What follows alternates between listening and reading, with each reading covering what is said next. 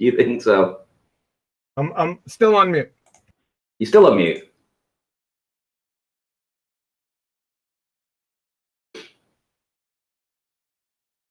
Oh, and by the way, I think the specular reflection stuff that we went over earlier is going to make my flat Earth proofs. Yeah, it's one of the reasons I picked on the earlier debates sunsets and sunrises, and I just play them out, and it would dupe people into saying, "Oh, there's a globe Earth proof," and you go, "Oh yeah, what about this reflection coming perfectly to your feet all the way along?" Yeah, that's a different. It's kind of the same thing, but a little bit different. I see where you're going. Yeah. But the specular reflection, particularly with the mountains and stuff, it's over for them. Yeah, it's when it's perfectly still. I know what you're saying. Yeah. As opposed to the sun, you get a perfect reflection. Perfectly proportioned reflection. Exactly. I just wanted to share that to you. It hit me when I was running. It might make it. I don't know if it'll make it this weekend, but it's a strong contender. Yeah. Just want to let you know. Carry on. I like that guy's point earlier, and I started by shooting him down, going, "Look, you're begging the question when you start talking about vacuums." And he was like, "No, you don't get it. To have the vacuum in the first place, you've got to first make the vacuum with the container."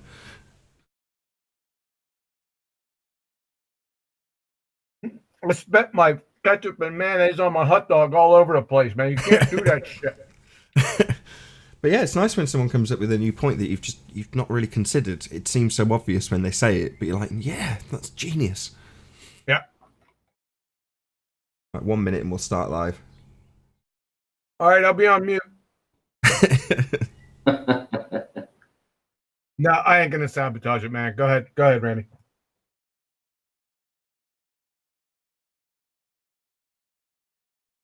Check I'm all queued up correctly. Probably not. Oh no, that one's queued up. Get rid of that just in case I make a mistake. No, that's not queued up. As you can see. Okay. I think we're ready to rock and roll.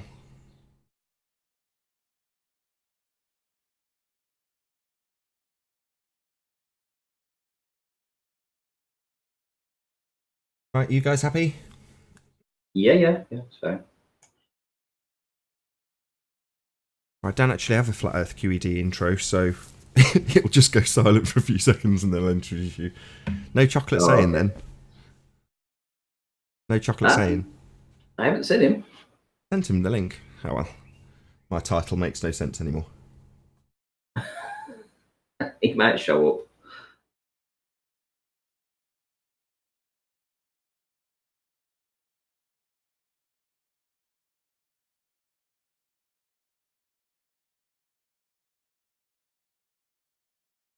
Welcome to Flat Earth QED.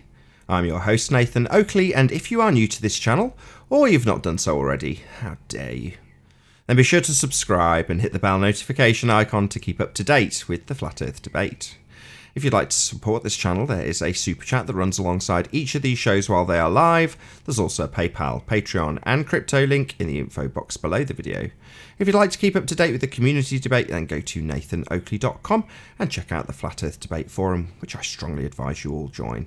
Now, joining me this evening is Ranty Flat Earth and Quantum Eraser. Very good to have you both. Good to be here. Hello, sir. Hello. So over the last couple of days, Ranty, Quantum Eraser and myself have been discussing a Flat Earth proof. I'm going to put that in quotes, which will get explained towards the end. But Ranty's very keen to present this for a reason of progression, as he explained it to me yesterday. In other words, this kind of demonstrates a lot of the ideas. Hey, we've been joined by Betty. Hello, Betty. Slick, very slick. Hello. Hello, good to have you. So yeah, so basically what Ranty's about to show you will give you a kind of an idea of the progression that the Flat Earth debate has taken in terms of the way that we present our proofs, what they mean, how they pan out, and then ultimately what the undoing of the argument from the base up is but that'll come after Runty does his presentation. So where do you want to start, Runty? Go ahead. The mic's all yours. Okie dokie. Well, I'll give you a little rundown first and foremost about the stuff that we're going to be seeing. So last year we had some really good visibility, and I was doing a lot of observations and measurements in and around Anchor's home. And what we're going to look at next is 2 videos that I took. Had a tape measure, had my P900 at the time, didn't have the P1000 unfortunately back then. And we're going to be looking at the relationship between what is revealed when we lift the camera by a certain amount, in this case it's just over 2 feet, to what the curvature calcs would say should be seen on a globe model. And we're going to basically look and see whether or not they actually match up. So essentially what it's going to be taking you out of a really, really narrow viewing angle, which is from 2.3 feet, to a slightly larger viewing angle of 4.7 feet. And we're going to compare the two. We're going to say, if we raise off the camera by just over 2 feet, it opens up the viewing angle. How much do we see? And then we're going to compare it and see whether or not that works in with the curvature calc. So these 2 videos were taken one after the other at the same time, virtually, within a minute or 2 of each other, on the same day, same space, same place. Everything was exactly the same setup, everything. Measurements are already shown. And Nathan, if you'd like to play Flat Earth 1, please. It's only a 2-minute video, and guys, enjoy. As you can see, I'm right by the water side. I have my camera set on a tripod right now. I have a tape measure, so we should be able to get an accurate above sea level at this time. So let's measure it from this lower step and let's get a reading.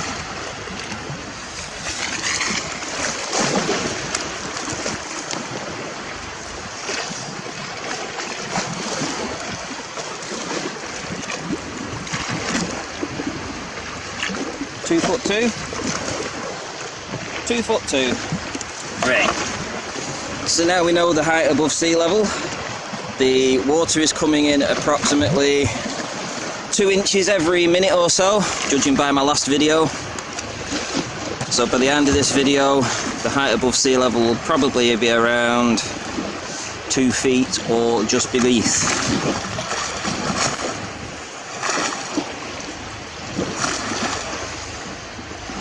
Well, what do you know? Hello, Barrow in Furnace. Nice to meet you. Hello, Barrow Town Hall. Nice to see you again. Hello, Lighthouse. Nice to see you. It's been a while. You gonna flash for us? Or are you just gonna be sitting there? Anyway, if we believe the curve calculator and you live on a sphere, all this is being loomed up from beyond the curvature of the Earth. It isn't really there. It is a figment of your imagination.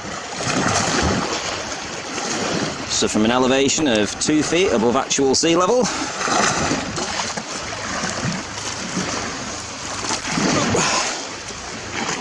my location, there's the works that are going on just at Anchor's home slipway. There's the first part of the buildings.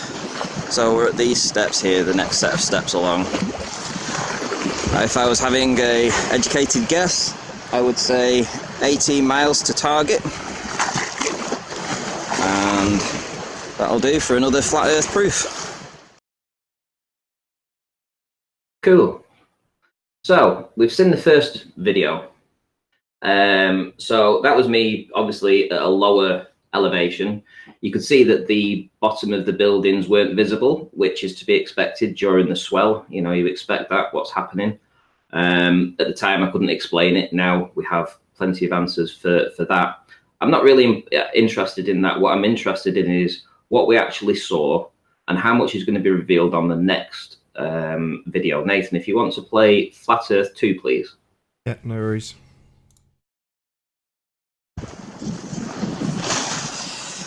So I have my camera set up to 32 inches 32 inches. Just make sure that I got that on camera. My tripod set up to 32 inches, there or thereabouts, 30 inches perhaps. Each of the steps that it's on is 6 inches. I'll show you that in a moment. And we are 4 steps above that. 24, 34, 44, 52 inches or thereabouts above actual sea level at this time. I'll show you all that at the end of the video. Distance to target, 18 miles. And let's have a look at Barrowing Furnace.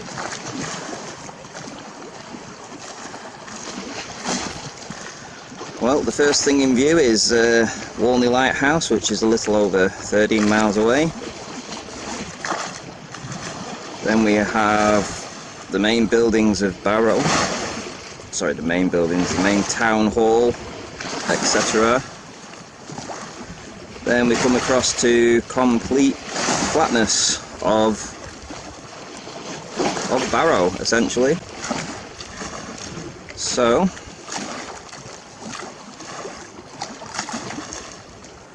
there we have Devonshire Dock Hall, etc, etc.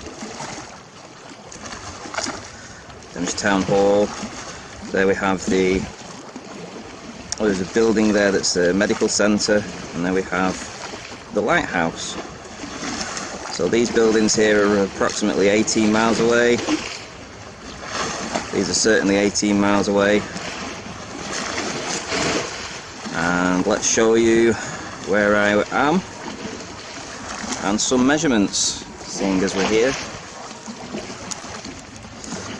Take my camera off.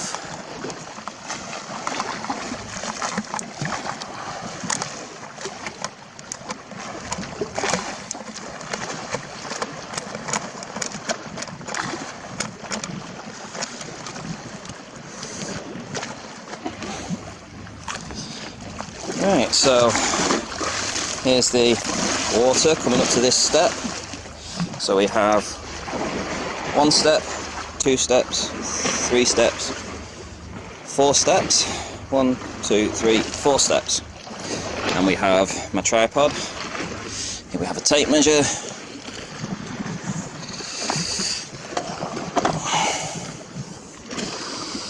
So we can get some measurements here. So, tape measures to the ground. That says 2 foot 8 inches. 2 foot 8 inches. And each step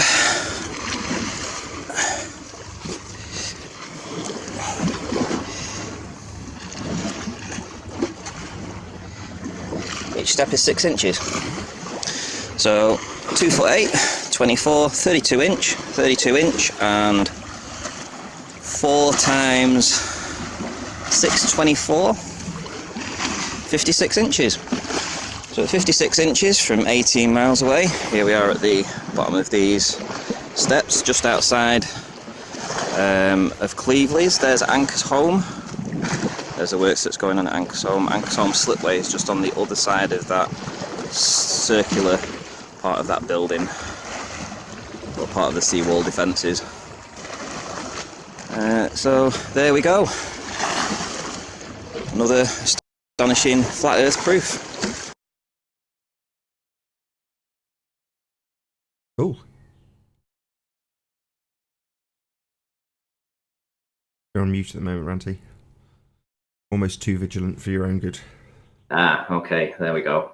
So the reason I wanted you to play both of those videos in their entirety was because it was to prove my location, prove my observed height, show you all the measurements, show all the stuff that I'm doing with the tape measure, etc., so that there can be no doubt as to my actual observer heights, etc. So this was last year, as I say. So this data is pretty old. I don't think I've ever showed it before, to be fair.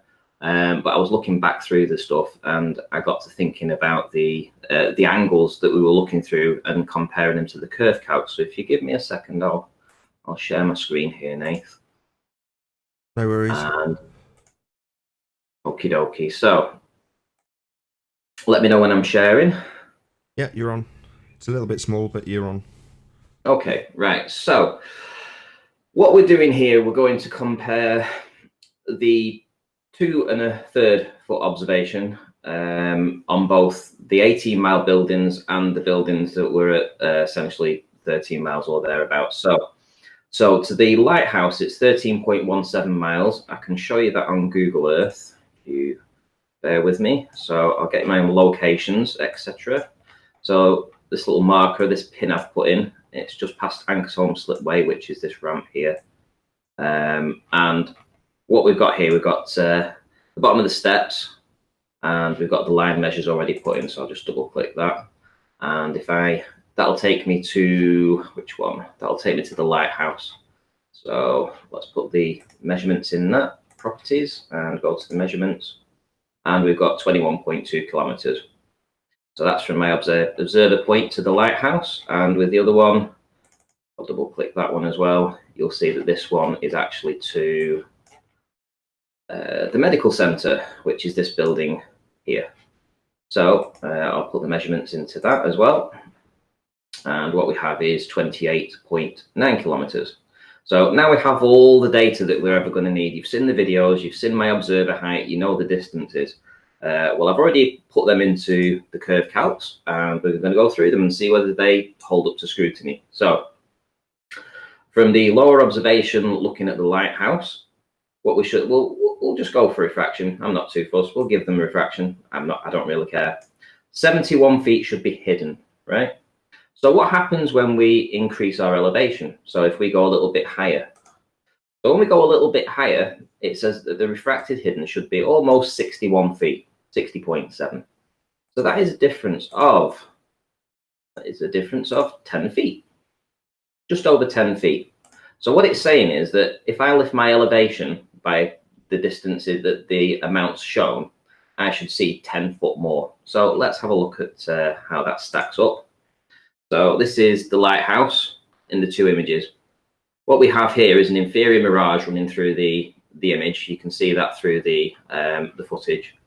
I'm going to put that little line in there now so that you can see, and you can see the mirror reflection on the low, narrow viewing angle. You can definitely see that, and it's in the video. You can see the light reflected here. So the portion that we're actually seeing is just this little top part here, basically where the light's flashing at the top. The entire stem is missing on this lighthouse. So do you think that we've just witnessed a 10-foot exposure of this Walney Lighthouse, bearing in mind that the focal height of this is 69 feet? I'm going to say that that's bogus. I don't think that matches up to the curve calcs one little bit. I think we're seeing far more than 10 feet. I think more than 10 feet is exposed on this lighthouse. And from where I'm taking this observation, I didn't realize it at the time, but I should have done. And obviously we got to this point eventually. We know that the curve calcs are bogus. We know that it's all down to the viewing angle. And I think this demonstrates it, particularly on this lighthouse. Now let's go to the next ones where we've got the medical center. Now this is quite important. So we've got 145 feet of refracted hidden at the low observation, and on the high observation we have 130 feet. So the difference between the two is 15 feet. If I raise my camera, I'll see 15 feet more. Let's have a look at how that stacks up, shall we? So this is the unhighlighted image. I'm going to show you the next image because I just put a bit of color and contrast in it so you can see. So what we're looking at here is the top image is looking at Barrow Town Hall. So obviously there's a clock face. You can see it in this image here. But we don't see any of the buildings underneath. We don't see this medical centre. We don't see this building over here. We don't see any of the other little small houses and stuff leading up to the seafront. We don't see them. They're missing. Now, the curve calcs have told us that by raising the camera by a little over 2 feet, 15 foot would be exposed. Do you think that we have exposed 15 feet, or would you think that we're looking at an awful lot more of exposure? In fact, we're seeing the majority of the buildings that we always see in Barrow Town Hall. This building here, I can show you in Google Earth. Let me put my little man in, and I'll show you my line of sight to that. I'll show you what this building looks like. Here we have this building. You can see all the panes of glass. It's a huge building, medical centre. There's the doors. All this top structure has been revealed. That is more than 15 feet. That is closer to 50 or 60 feet that's been revealed. Now, this is absolutely crucial to understanding the difference between what the curvature calcs will say, which obviously is just bogus anyway, and real world photography, real world optics, and the very narrow viewing angle. So I think we've completely debunked the idea that the curve calcs match reality. Mick West is, we asked him for a quote, and I think he's put it in here. He puts, note, not accurate for observations over water, very close to the horizon. No shit, Sherlock. No shit. Because, Nathan, can you tell me how much of the surface of the Earth is supposedly made up of water? Oh, you're asking me for something that I would never ever stick my name against. That's totally unfair. Okay, well, I will say roughly around about 70%, according to the globe, is covered by water. So, Mick West, if your curve calculator, and all curve calculators hereby, are not accurate for observations over water close to the horizon, what's the bloody point in them? Because they don't match reality. Thank you very much. Okay, so first of all, thank you very much for giving that presentation, Ranty, and I'll say to the audience that from here on in, it will seem like we are about to rip Ranty a new asshole. Now, Ranty's already been let in on this. We've discussed it at length before we do what we're about to do. So, first of all, where were you in 2016 when we needed that, Ranty? You know what I mean? It took a while. Listen, this is how we've evolved to get where we've managed to get. Ultimately, we do beg the question when we talk about the curve calcs. We understand this, and this is the exact reason why we dismiss them out of hand right now. It's because they just have no relevance to reality anymore, and this is just a perfect example of that. Perfect. So Ranty even led the way this conversation's going to go, so obviously he's not offended by this. So Ranty's demonstration is meaningless because the calculator itself assumes its outcome. It's a curve calculator. It's got a radius value. It's assuming the very thing it's trying to prove. So that's the first thing which Ranty's immediately highlighted. It's a begging the question fallacy to begin with. It already assumes its outcome. So it's pointless to go through this process. Now, the other thing is that, although Ranty did also do this for our side of the argument, Ranty and the Globers, in this case with the curve calculator, assume the outcome. They also assume the cause. So Ranty asserted it's caused by limited angle and a couple of other things which I didn't write down. Obviously, in the case of the Glober argument, they would assert that it's curve that's causing whatever effect that's being demonstrated. So I don't know if you can bring up your sort of blink test style, one on top of the other picture of the clock tower, Ranty. If you can bring that again on screen share, I'll explain what I'm talking about so it's visually obvious what we're talking about. So Ranty's got two images taken from different elevations. So immediately you've got kind of the cause in the answer. But if you were only presented with this top image, you'd have the globe side of the argument simply assert that the cause of the obstruction is Earth curve. Now the problem is validation. How do you actually validate that which you assume is the cause? Now we have an empirical method at our disposal called the scientific method. And the scientific method would make you vary and manipulate that which you presume is the cause of the effect. That is a method of providing validation to a cause. Now in this instance, while Ranty said it's the angle change, there could be a huge number of reasons why what has happened. And to assert your cause without any validation is a baseless assertion, because you haven't invalidated any of the other probable causes of the effect, and you haven't validated the cause you are asserting.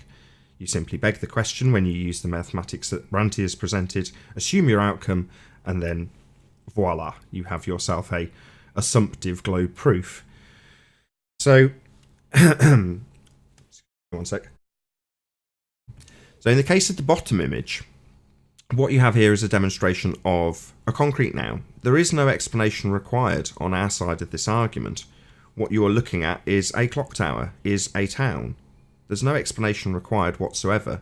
But again, as Ranti dropped into his demonstration, the argument from the globe side would simply be to assert that it is looming. It is being projected up from beyond the curve to present itself perfectly on the leading edge of the sphere for you to see. That would be their assertion. Again, a claim of cause. So the question from our side of the argument isn't to try and figure out what we would claim is the cause, because there isn't any needed. It's a concrete noun. We see it, it's there. There's the photograph of it. No explanation required whatsoever. The globe side, again, have to turn it into a phenomena. Try and turn it into something that requires scientific inquiry, which it does not. It's simply a picture of a clock that Ranti can see through the lens of his camera. Again, as a flat earther, no explanation is required. Now, when the globers do assert that it is looming, as they invariably do, the next question out of the flat earther's mouth should be, how have you validated your cause?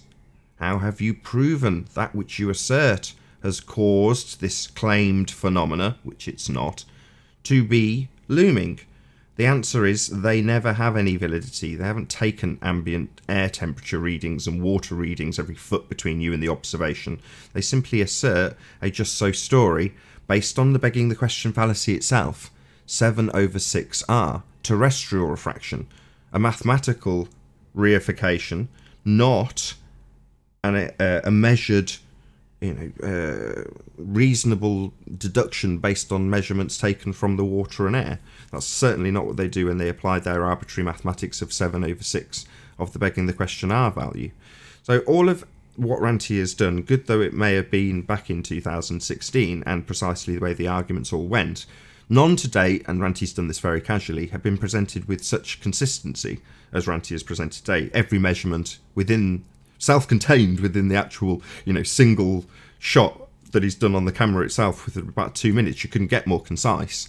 All of the data that you would require to have a typical globed/flat earther argument, but none of it's required.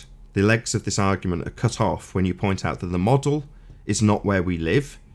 To use the mathematics of said model is to reify the mathematics of that model. We don't live on a model. The map is not the terrain. We live in reality, and Ranti's picture is simply a representation of that reality. Now, there may be explanations that it may require some explanation in terms of atmospheric conditions, again, which Ranti cannot assert. But there is no explanation required for an image of a clock tower, only if you're a globehead and you need to reify your model, which doesn't actually fit. So that's my take on it. I don't know if maybe Betty, ladies first, do you have anything to add? Feel free to go nuts on Ranti. He's fully prepared. Going nuts on Ranti. No, I like the images that he makes, and it's beautiful to see. But all these calculations, I don't think that we need them. And I think you explained it really good, that we don't need them. We see what we see. It's just what it is. And if you can do this in a small scale, like I think that you did, Nathan, with that book. Where was it? In a hall or something? At school somewhere? And then you can see that book disappears. And you can see it. I mean, if it can be done in a small scale, and you see it also happening in a big scale, I don't think that you need to explain anything away. Just now, I heard in the server people talking, and some guy said, "Well, I've never seen a photograph that I can't explain away what happens there." And I think, what happens there? We see a photo, we see it, it's there. We don't need to explain it away. What do we need to explain away? So they have that dream of a globe in their mind, and they need explanations. And I wonder what would have happened if we weren't indoctrinated with that globe in the first place, and if people would buy it then. So yeah, for me it's clear, and I like the pictures, Ranti. So kudos for you for filming them and showing us. Thanks. I mean, you're right, Betty, but in terms of the top picture on screen now, you could argue that there's an explanation required. Why is the bottom of the clock tower not there? The problem being that when you come to the fundamentalist assertion of a sphere Earth and its obstruction when hijacking perspective and application of a reification mathematical structure that they need to match up with the picture, not to mention the fact that the entire building shouldn't be there on their mathematics, but that's automatically doing what my point is about, buying into their begging the question fallacy and using their mathematics to match up their hijacking of perspective and claim curve with what we see in an image. It's like, well, you're asserting cause. How have you offered validation for your claimed cause? And the truth is, they all whistle past the list of 20, 30, however many things that Tim Osman lists on his channel for things that people like Ranty have investigated. All of the different atmospheric conditions that you have to factor in, the angle that you are looking at the picture from, all of those things taken into account could give you an explanation, but they're all immediately discounted in favour of the fundamentalist religious assertion that a sphere Earth is causing it when you use mathematics that hijack perspective. John, you there? Yeah, I'm here. I can do nothing but echo what you said. Right off the bat, it's a begging the question fallacy. We've known that for years. Obviously, it's an Earth curve calculator. Yeah, you're begging the question already. It's also geometric, only geometric, right? Well, what they do is, or what people do, is they take their observations, pictures, and photos, and they have them sitting there right beside the Earth curve calculator. But the Earth curve calculator doesn't take into account perspective. Every time your eyelids open and you can see, perspective comes into the game. And these Earth curve calculators don't account for perspective. Simple. And as we've seen before, as Ranty's shown before, that in fact, perspective is hijacked, which is pretty cute, right? They had somebody in the background reverse engineering this from the beginning. I wonder who that was. Pretty cute. You busted them not too long ago with the windmills, right? And the big one, the explanations. Everyone has an explanation, right? Well, we don't really care about the explanation when you boil it down to the root cause. It is a cause and effect relationship. You're saying that the curvature or the obstruction is the result or caused by curvature. Well, that's a good story. Now you have to validate it, because I can give you a story too. I can come up with multiple explanations that can explain any photo, right? So now comes the cowbell. You have to validate the cause. And what do we get? Of course, the moment that we say that, oh no, here we go with the science thing. Yeah, that's right. Cause and effect. The scientific method. One method, cause and effect experiment. You have to validate your explanation. It's simple. If you can't do that, then it's time to go to preschool for story time, because we're not listening to it. Thank you. I've got those windmills up. I queued them up as you were talking. So this was the tipping point, if you will, what's on screen now. So I asked Ranty if he could go out and find a 90-degree side for you to the windmills that were claimed to be going over the curve of the Earth. Simply a perspective effect. They're getting smaller into the distance. Obvious now, we say it now, a year on. But this, what you can see on now, is just the side profile of the exact same turbines that, when looking through them, i.e. along those lines that have been drawn, if you will, down the line, you can see them getting smaller with distance. And sort of between Quantum Eraser, Ranty Flat Earth, Sleeping Warrior, and myself, there was kind of, I don't know, maybe a week in between all of us as we kind of all came to the same conclusion, which was to say that the terminology needed to change. We said perspective exclusive curve calculator, as if to say it just doesn't include perspective, it needs it adding. Well, no, it's actually hijacked perspective. It's stolen perspective and called it Earth curvature. So that was the old school. Moving on, Ranty's just on fire at the moment, you know, as much as the 2016 old school demonstration in its perfection was wonderful. Ranty's got some new stuff, so I'm hoping he's going to share his screen and we're going to get a new demonstration.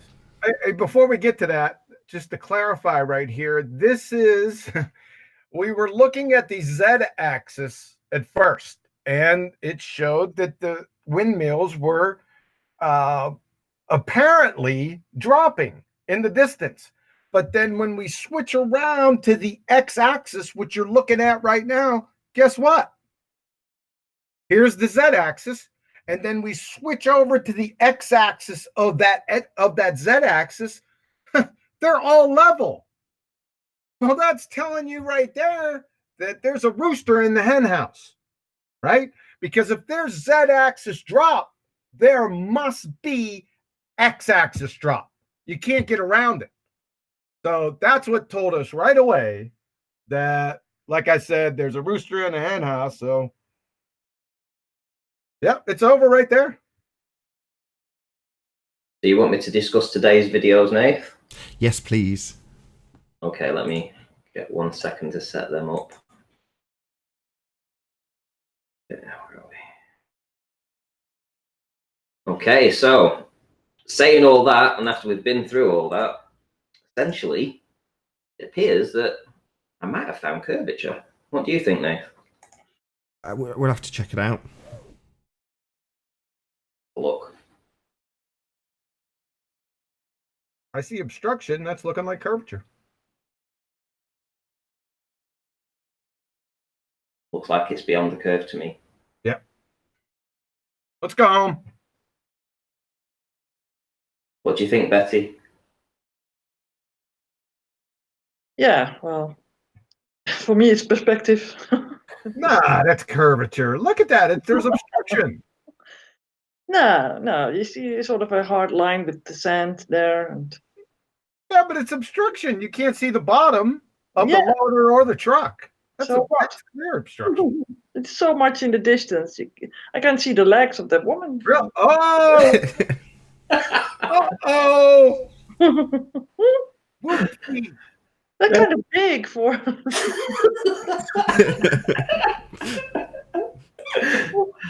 Oh, the giants. Wow. Oh. As Betty's, this is the first time you've seen this, there is another detail that I completely missed. See if before Ranty does point it out. People aside. Okay.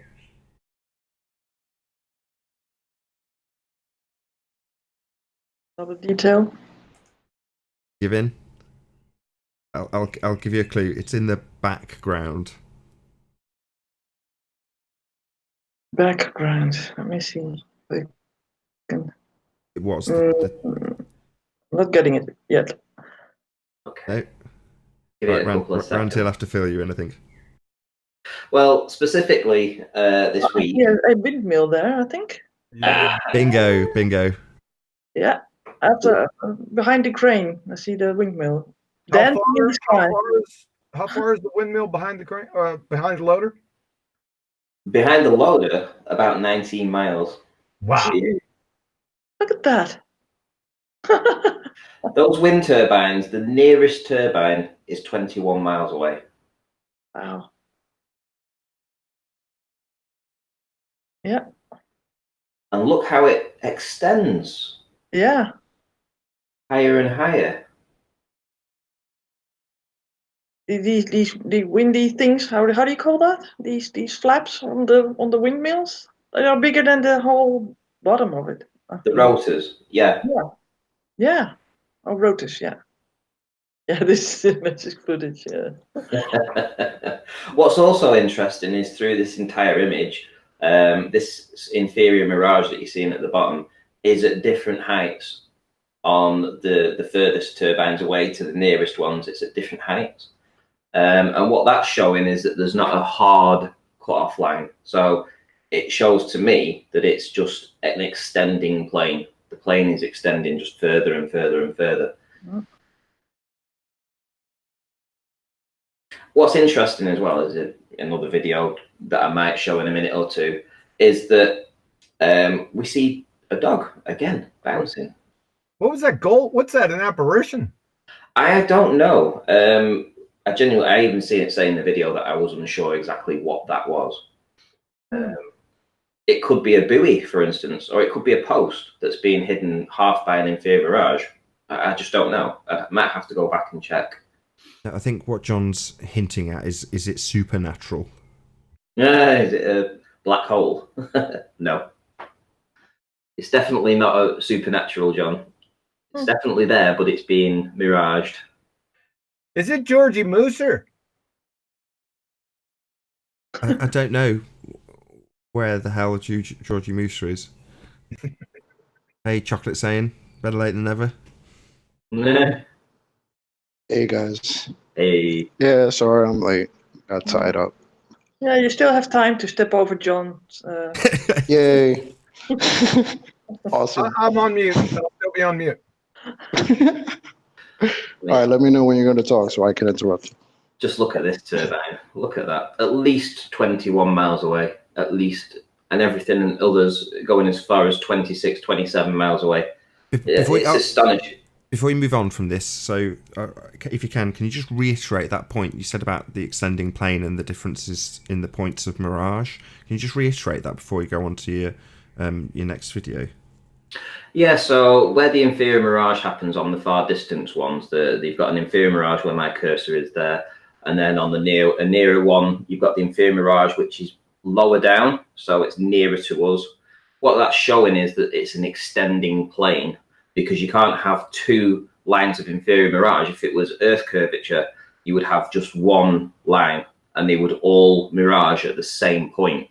So it would be a consistent place on the sky, so to speak, that we're looking at, where you'd see all this inferior mirage happening. What we're actually finding is that we look through this and examine these turbines in the background. The inferior mirage is slightly higher up on them than the ones in the foreground, proving that the plane is just extending and it's not a hard horizon, as in curvature of the Earth. How do you know that what is further in the background? I know, but just why do we know that? How do we know that they're further away? Well, because we can see it, Betty. So yeah, exactly. Yeah, it's visually obvious. But also with the perspective, because we know that the in the foreground these windmills are bigger, right? And in back they are smaller still. Yep. So still perspective works on this. Yeah, and what you'll find is that they're all sinking down towards that inferior mirage. Yep. And the question is, and always has been, this inferior mirage, is it Earth curve or, well, it was always just Earth curve. That's right. I was been itching to interrupt you. Well, no, we seem to push that onto what we know is the point that we can see things disappearing, i.e. the vanishing point. However, the claim isn't that that is Earth curve. The claim is that the horizon, the arbitrary point where the sky meets the ground, it doesn't meet the ground, it just appears that way. But nevertheless, that line where your mouse is what's claimed to be the leading edge of the sphere, causing an obstruction. Well, in reality, what these wind turbines are showing, and as Betty sarcastically made me point out, it's obvious. They're extending up into the distance, further and further away. Well, the line that you see is meaningless in that regard. They're still extending further out into the distance and higher than the horizon. Yep. And that can only happen on a plane, Nathan. That can't happen on a globe. It cannot happen on a globe. It's impossible for it to happen on a globe. Well, it's visually obviously flat. It's not like it could only happen. What we're looking at is obviously and observably flat. So that's redundant. You know, it's like like Betty just pointed out. I suppose it was necessary for you to do that because of Ranty's last words, Betty. But you don't need to say it's only possible on. There it is, visually obviously and observably flat. I can show you my location. So let me exit this particular image and I will show you where I took the images from this morning. Now, the reason I did it this morning, and I've been itching to do it all week, was because I was keeping an eye on the swell forecast, and there was absolutely no swell forecast for today as of from Monday. So I was hoping it was going to stay that way, and it did. No swell, and there was no wind, so there was no wind-driven waves either. There was nothing. It was like a mill pond. So essentially, I was down at St. Anne's, and I was at this exact spot here. There's St. Anne's Pier, which is here. This is this sort of like a jetty thing that's at the end, and this is the line of sight. So I'll show you where those turbines were. They are all the way over here. So as I start, pan off from the left, go from the left ones, I'm seeing all these ones. Then I move through, I do see these ones in the background. And then I see these turbines here. So I see them all. So if I click on this one there, and we get a measurement for that, properties, and we go to measurements. Let's do it in miles so that you can see better. So 20.9 miles is the distance to the nearest turbine of those ones that we were just looking at. That's this one here, 20.9 miles. Off the sands, just absolutely spectacular. In my opinion, we're seeing essentially all of the turbine in the foregrounds. The big ones, we're seeing all of them. And then progressively, as the ones further away, they seem to look lower in regards, but the inferior mirage is higher up them, funnily enough. So there we go. Do you want to see some doggy bouncing? Yeah, cool. This is a bit more light-hearted, but it's still nevertheless an excellent demonstration, this next one. Yeah, I'll need to get to that particular point. I think it was the one that I did it in a different colour. I'll take you off screen just while you're scrubbing through it. Any comments? Yeah, it's fine. You can leave me on. Oh, okay. Yeah, so I've changed the colours around on here. So obviously we're looking at the same turbines, etc., except I've basically got rid of the colour. I'll speed it up because we've already seen these turbines. So we'll just get to the doggy part because that's quite funny. The first thing to note when we come to him, where is he? Doggy. Here we go. Right. Play from there.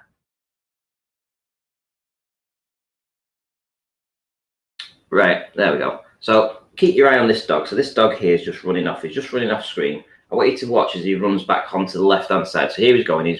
He's moving across the screen. He's running towards his owner. And he vanishes. Where's he gone? He's disappeared. Behind it. Oh, there he is. He's popped up now. There we go. And then he'll do it again. Where's he going? Wait. Oh, he's gone. Vanished. Oh, there he is. He's back again. This inferior mirage, man. I mean, it's hiding that dog, Nate. The further away he goes, oh, he's gone again. Dog's disappeared. Where's he gone? Where's he gone? There he is. It's another cause of things disappearing in the distance that would be whistled past and asserted to be Earth curve based on the mathematics. Because if you plug in where that dog is at the distance that he's at, the mathematics would only have one cause asserted. Why is he disappearing? Well, Earth curve. Because there's only one cause in the begging the question proof of nothing perspective hijacking curve calculator. Earth curve is the only reason things disappear into the distance. There's a multitude of reasons. Oh, he's gone. There he is again. Wait, you guys are saying it wrong. Isn't it curvature? Curvature. Curvature. Ridiculous. No, it's not. That's just the point. There's a whole list of things that can cause things to disappear in the distance, and when you've got a geometric only calculator that has one cause asserted Earth curve, it's clearly fallacious, right? It's clearly bunk if it's only got one cause to assert when there's a whole list of them. Especially when you don't validate any of the causes and assume refractive indexes that work in the favour of your mathematical geometry. Ugh, it just makes me sick. Anything else anybody wants to add while these beautiful images play through? If not, I'm going to do a few shout outs and then plug a couple of shows. Nope. Fair enough. Earth is flat. Earth is indeed flat chocolate. Well said. So I'm going to make a bit more of a concerted effort to shout out my patrons. So Alistair Main, thank you very much indeed. Who else we got? Chow Yun Cat, Christina Baker, Dank, David Wayne Foster. Who else we got? Jeranism, Kirsten Smith, God Rockin', Matt, No Proof. And there's one more under a little banner. Renee, thank you very much indeed. As I say, I'm going to do a bit more with Patreon over the coming weeks and months. Hopefully put a few more exclusive videos on there. In terms of shows, immediately after this show finishes, there is a Flat Earth Debate Uncut and After Show going out on Nathan Oakley channel, which is the second channel. There is a link in the info box below this video. Or search Flat Earth Debate on the hour and it will be premiering then. But it's an extended after show with a toe tag attached, so well worth tuning in. And on Saturday there is Ballbusters, so 2 p.m. Central Standard Time and 8 p.m. get it right, UK time. So Ballbusters, Be Here or Be Sphere on this channel, so Nathan Oakley 1980, and that will be the Flat Earth proofs, so you need to check it out. Not going to be new information, although it will have a new spin on it. In places there will be some new information, but the majority of it is stuff that we have covered but just don't highlight enough, and it needs to be in a condensed single episode of Ballbusters. So I believe it's Ballbusters 14 or maybe 15, I forget. Nevertheless, Be Here or Be Sphere, 2 p.m. Central Standard Time, 8 p.m. UK time, Ballbusters live. Anything else anyone wants to plug? Feel free.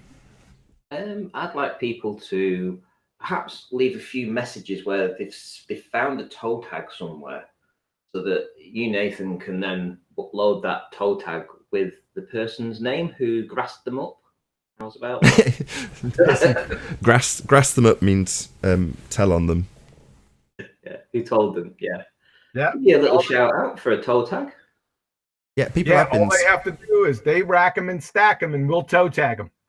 Yeah, so if you're aware, just for consistency, if you know of a debate number that's got a particular toe tag in it, if you can make me aware somehow, maybe in the chat of one of the live shows or something, what I tend to do is screen cap them. I'm more likely to be paying attention on the Uncut and After shows because I actually watch them. I do enjoy watching my own shows, and I often, you'll see me in the chat on the second channel because I can obviously watch it. I'm not making it, right?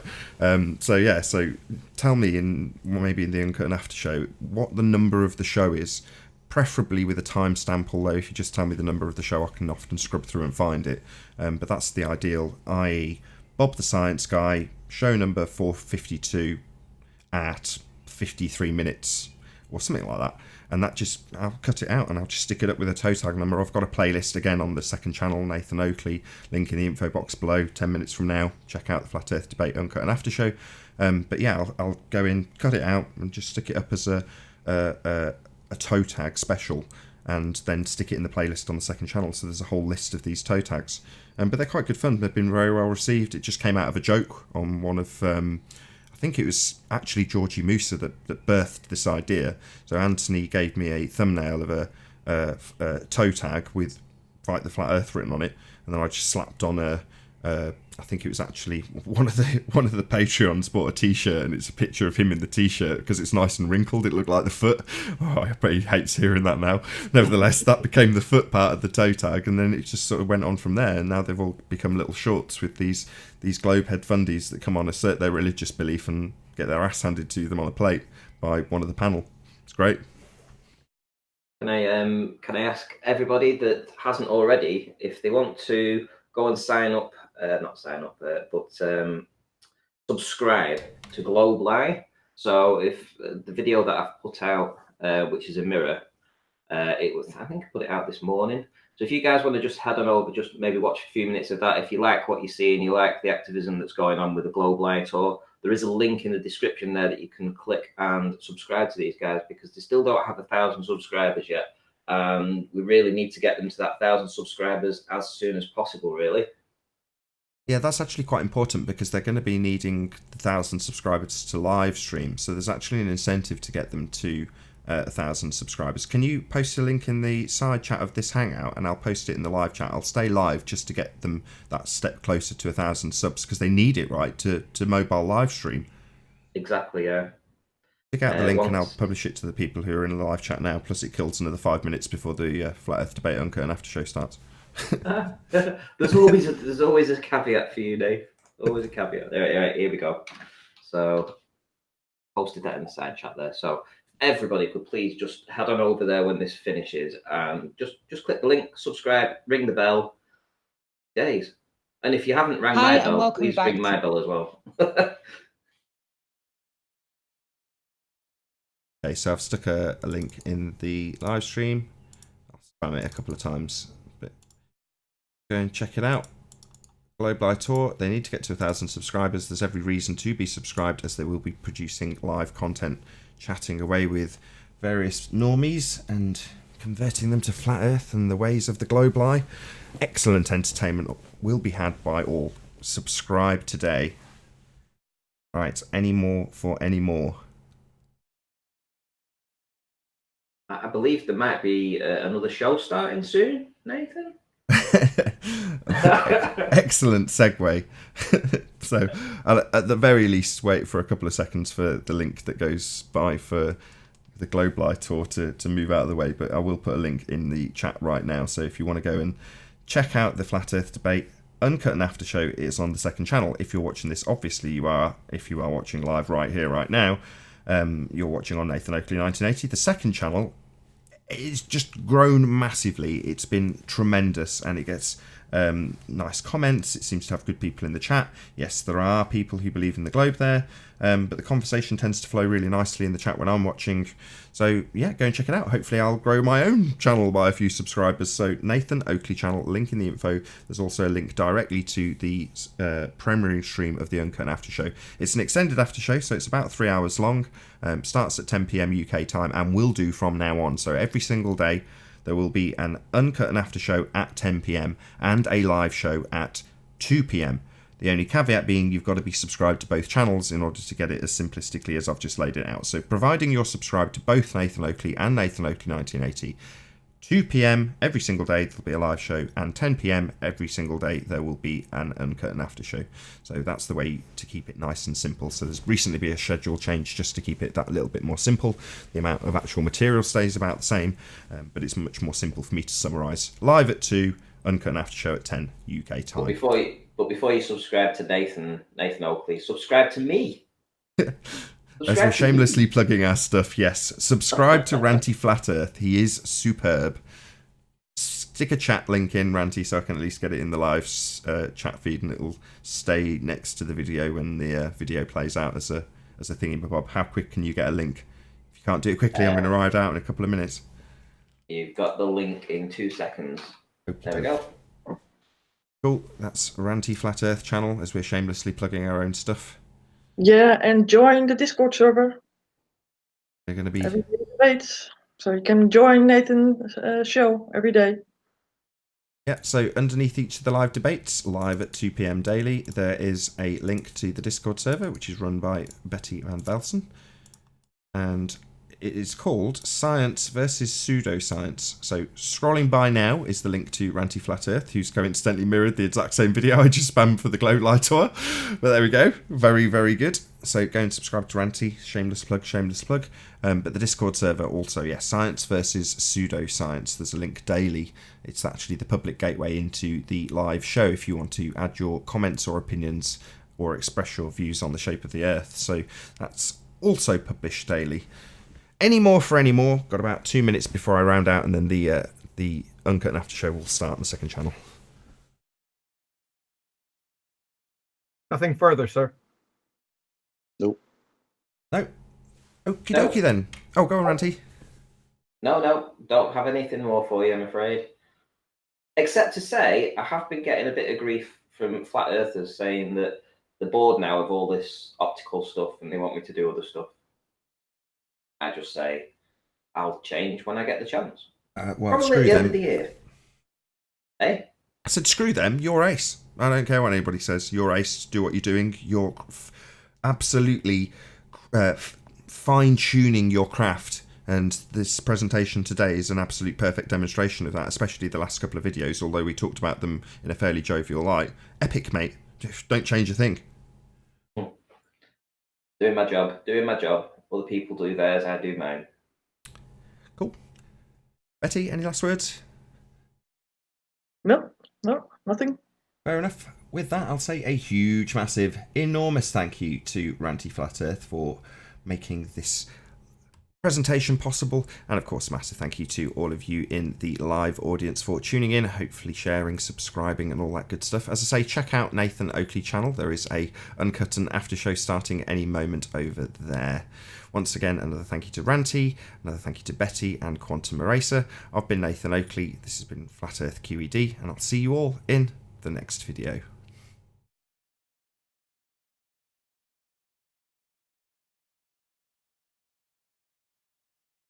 Cool.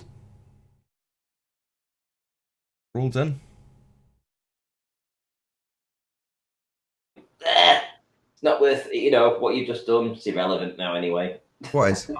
I'm still on mute. I'm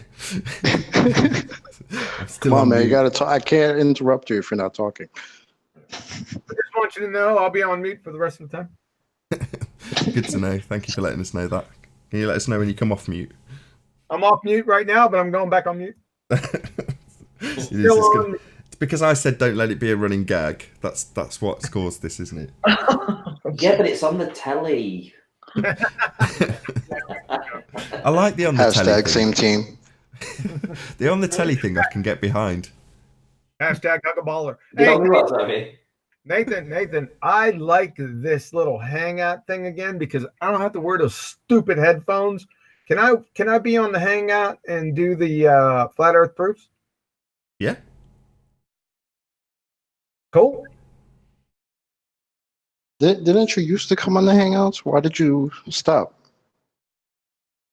Because they were usually full. By the time I woke Oh, up. yes, that's right. Just become habit, that's all. forgot. Just rather than going to Skype, finding the thread that's got the Hangout link in it, clicking it, linking in, agreeing to the disclaimer, John just rings me. It takes one click, right? Right. That makes Normally, sense. that's what And happens Skype. mid-show. You get duh, duh, duh, duh, duh, and it blasts out to every member. Yeah, I try to come in all clandestine. Nathan, I forgot to turn that off again. I do every time I forget to mute the Skype line.